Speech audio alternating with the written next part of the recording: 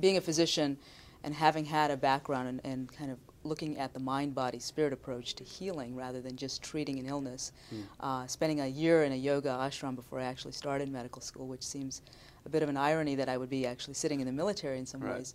However, it's been a wonderful opportunity for me to be able to impart as a doctor that we're not just treating the body, we're actually looking at the other dimensions of the human being.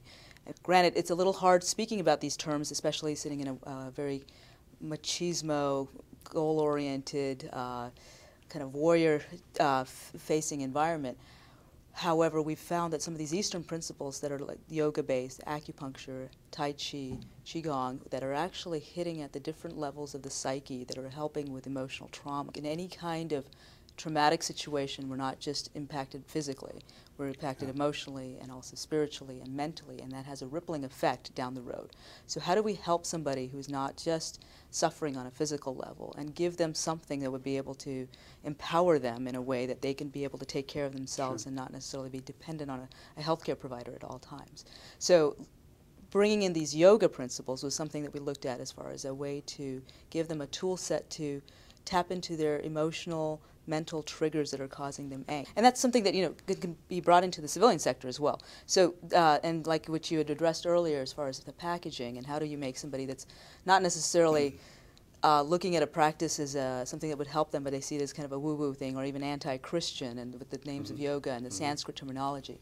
So being in the military is one of the things that you learn a lot about how best to implement new, maybe old or new ideas in a way that's palatable to the culture that we're in. So we changed it and called it integrative restoration, made an acronym out of it and called it I-REST, and then injected some warrior ethos into it by calling it sniper breath or mental armor or mental fitness techniques, and got very well received by the soldiers. And now not only do they practice it on their own, but they're actually spreading the word, and it's gotten into the VA system as well. Now we're taking it into homeless populations, disaster situations, where, especially like in places like Haiti and natural disasters where we've worked in.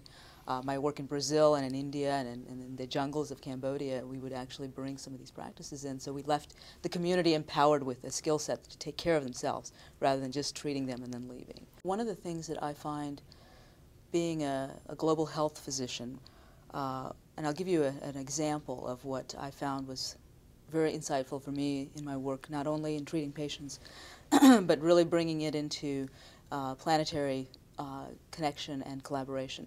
And I was in India, where leprosy is still very prominent there, and they quarantine many of the patients that have leprosy and isolate them from society. And unfortunately, because in that traditional leprosarium sort of the terminology, which you don't hear too much of these days. You know. Right, you're absolutely right. And they call it a leprosarium. It's almost like a colony that they're living in. And the sad thing, unfortunately, there's still a stigma associated with having the disease because it's considered somehow they were cursed in some ways. So a lot of them are abandoned by their family, isolated from society, and it's a curable disease. So once you cure them, they're not contagious. And even integrating them back into society is very challenging for them because they're either deformed or having very difficult times without having all the appendages that they normally had, and they don't have the skill sets to be able to integrate back. So they're continuing living in these colonies. So one of the things that we learned to do, or actually were inspired to do, was to teach them a new skill set using whatever remaining body parts that they may have, repurposing their lives. So the example would be, as we taught an individual who had lost his hands and his parts of his limbs, how to cut hair using scissors in his mouth. And so what ended up happening was he ended up learning how to, you know, in a very agile way of using his lips to be able to manipulate these scissors to cut hair.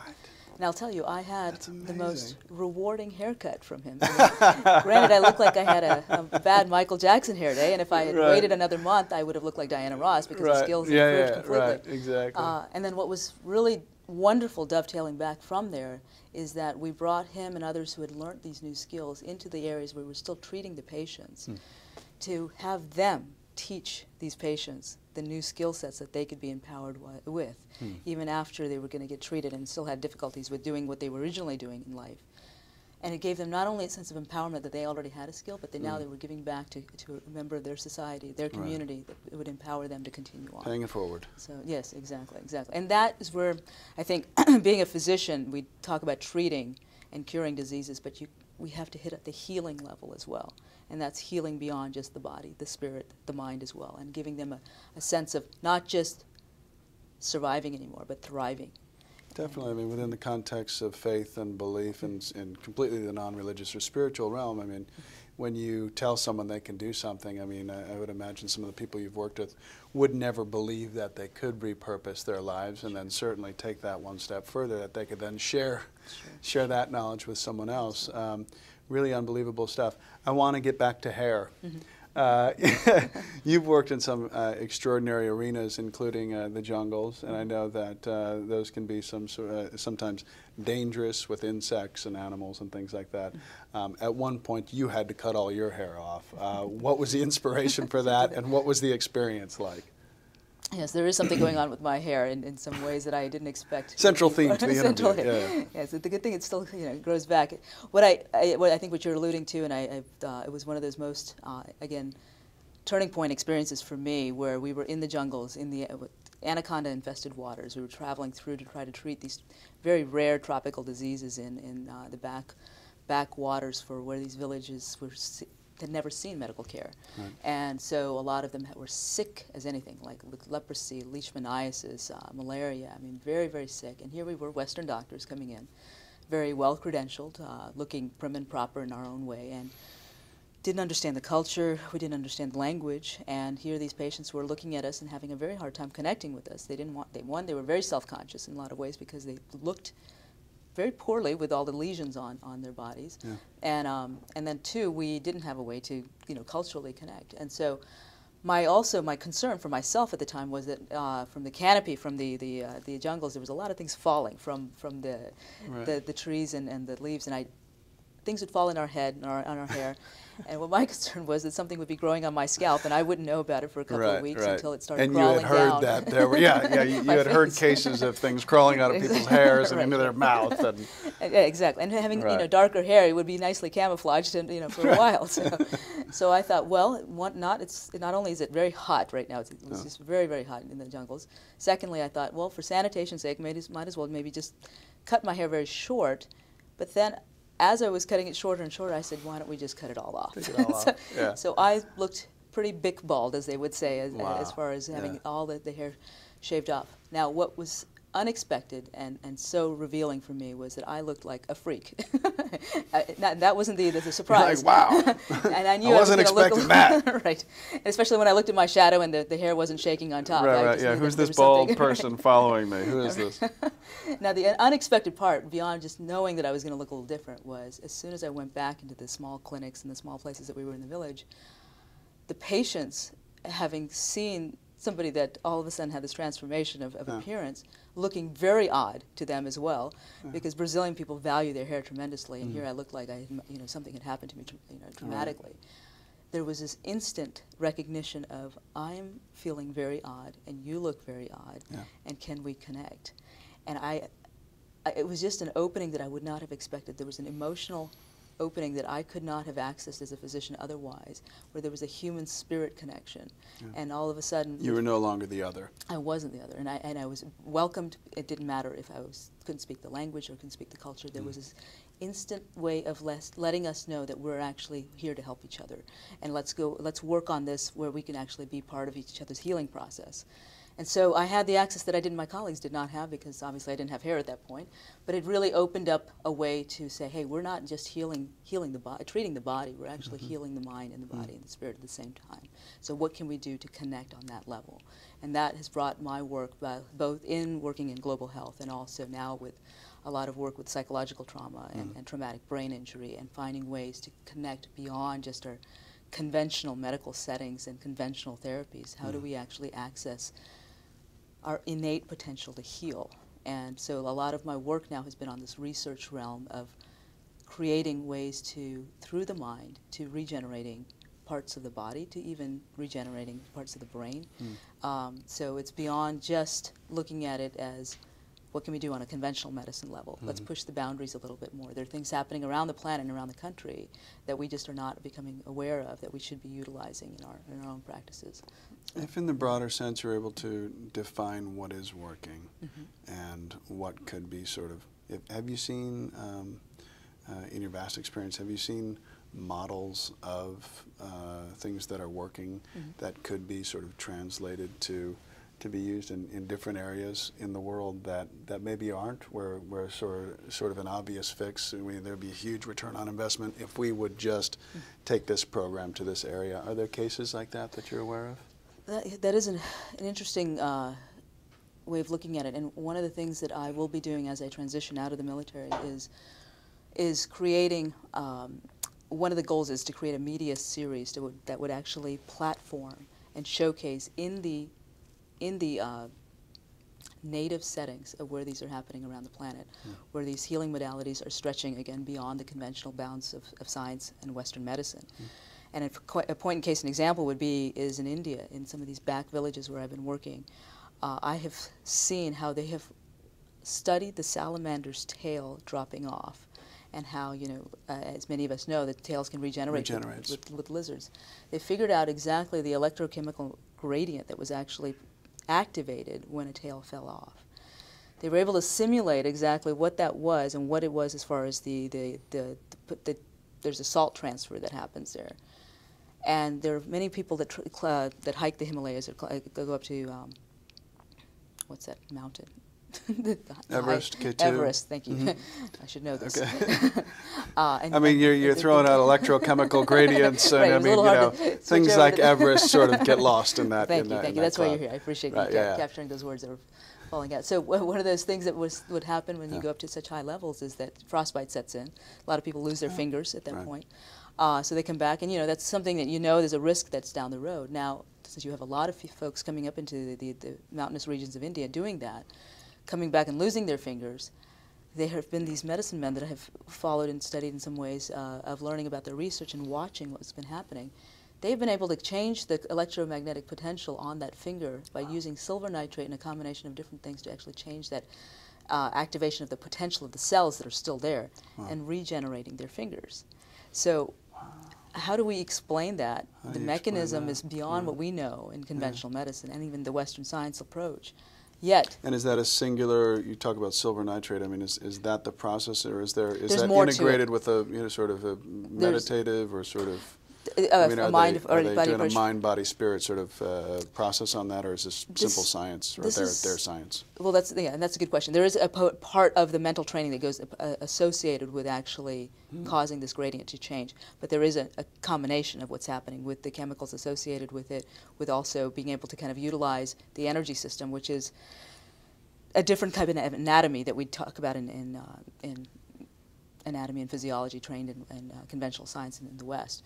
There's an energy anatomy that the acupuncture meridian system is activated with. There is a chakra system also that the Indian medicine is activating on. So utilizing both of those approaches of the subtle energy anatomy, changing the gradient on these fingers, they're actually able to regenerate limbs that defies science that we know it, but it's something we can't deny because it's happening. Right. So what does that imply? There's implications for the research in realms of other parts of the body.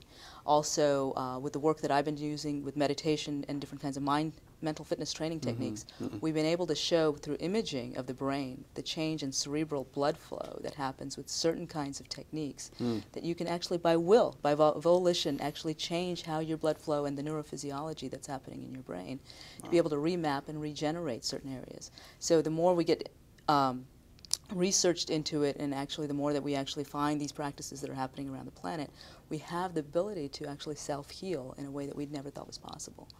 And that extends beyond just healing. It goes into human performance. And how do we actually optimize our abilities to do things not only in the medical setting, but in the school setting and in the corporate setting, that we push the boundaries of what we thought was possible on the human species. Could you just give me a quick anecdote on the potentiality of a corporate setting in which people might be able to further actualize their potential through some of these techniques? Sure. One of the things I will also be embarking on is creating brain fitness modules while we are pulling the best practices from the East and West. And again, not just for the treatment setting, but looking at how to optimize the brain and the performance of the brain. And so that lends itself to so many venues of treating just even treating distraction, improving concentration. And in the corporate setting specifically, how do you optimize your performance level so you're fully engaged? How do you activate all parts of the brain so you're actually not just utilizing certain centers that would be effective in putting out products, but you're actually improving the creativity in doing that as well. So there is a whole I would say there's not just bodies of literature, but we're actually bringing it into implementation where we're actually pulling the best principles from different places and looking at ways to not only assess your leadership potential, but specialize and individualize where you can improve your cognitive ability. And so that includes cognitive flexibility. And yesterday, I gave you a small taste of being to do this at lunch with Goldie. I showed you a mind jogging technique, and one of the things that you do is you can bilaterally stimulate your brain. There's a particular yogic technique that, again, we would sanitize it for the particular yoga terms and bring it down into what's very appropriate for that culture. But there's certain ways to manipulate your tongue and your palate that activate neurotransmitter release in your brain, and again, activate full parts of the brain, and so you are able to kind of unstick from emotional states that make you totally super focused in a way that you don't need, but actually expand your potential to be more perceptive to what's happening in your environment. So your situational awareness increases, your focus ability increases, and your concentration increases. And then the output, the return on investment we're showing, not just based on 360 evaluations, but the actual return on investment from productivity and from also the products that are being performed. So really these could be best practices if integrated on sort of a company-wide way. I mean, if you're able to roll them out to not only your executive sort of levels, but also just bring them out throughout the production capacity of your company and right down to the worker out on the floor there. Yeah, absolutely, absolutely. And I think the other part that I would like to inject in there is a sense of joy and fulfillment. Yeah. How do you do that beyond just feeling like your end product is going to give you that satisfaction? Yeah. There's a way to internally release a sense of fulfillment and joy in whatever you're doing. And it's a combination of the mind and the neurotransmitter release. That's why antidepressants work so well, because they release dopamine, they release serotonin.